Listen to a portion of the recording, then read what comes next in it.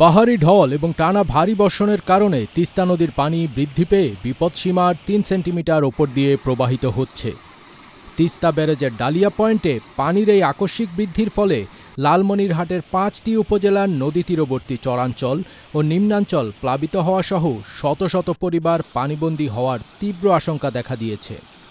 অন্যদিকে টানা বর্ষণ আর ভারতের উজান থেকে নেমে আসা পাহাড়ি ঢলে ফেনীর মুহুরী, কহুয়া ও সিলোনিয়া নদীর পানি বেড়েছে।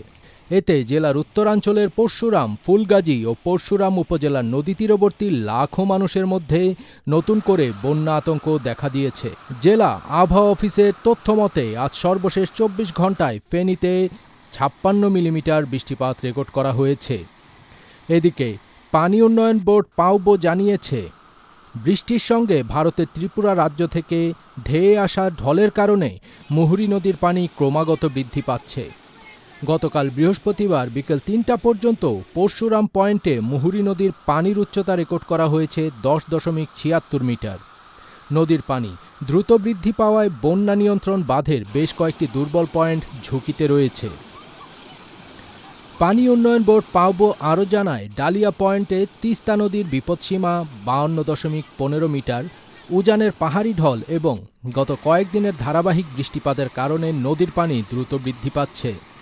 ডালিয়া পানি উন্নয়ন বোর্ডের নির্বাহী প্রকৌশলী অমিতাভ চৌধুরী বলেন, উজানের ঢল ও বৃষ্টিপাতের কারণে আজ মধ্যরাত পর্যন্ত তিস্তার পানি আরও বাড়তে পারে।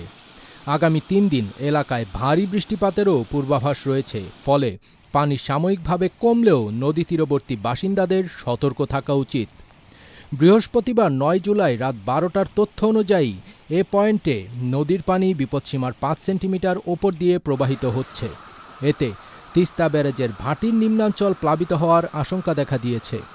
অন্যদিকে কয়েকদিনের ভারী বর্ষণ ও পাহাড়ি ঢলে সীমান্তের কাচালং নদী, রাইংখাং নদী ও কাপ্তাই হ্রদের পানি বেড়ে রাঙামাটির বাঘাইছড়ি ও বিলাইছড়ির ফারোয়াসহ বিস্তীর্ণ এলাকা বন্যা কবলিত হয়ে পড়েছে।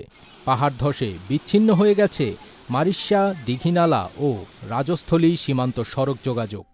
পানিবন্দী কয়েক হাজার মানুষ ভুগছেন বিশুদ্ধ পানি ও খাদ্য সংকটে। পাহাড় ধসের ঝুঁকি বিবেচনায় জেলা জুড়ে খোলা হয়েছে ৩৪টি আশ্রয় কেন্দ্র।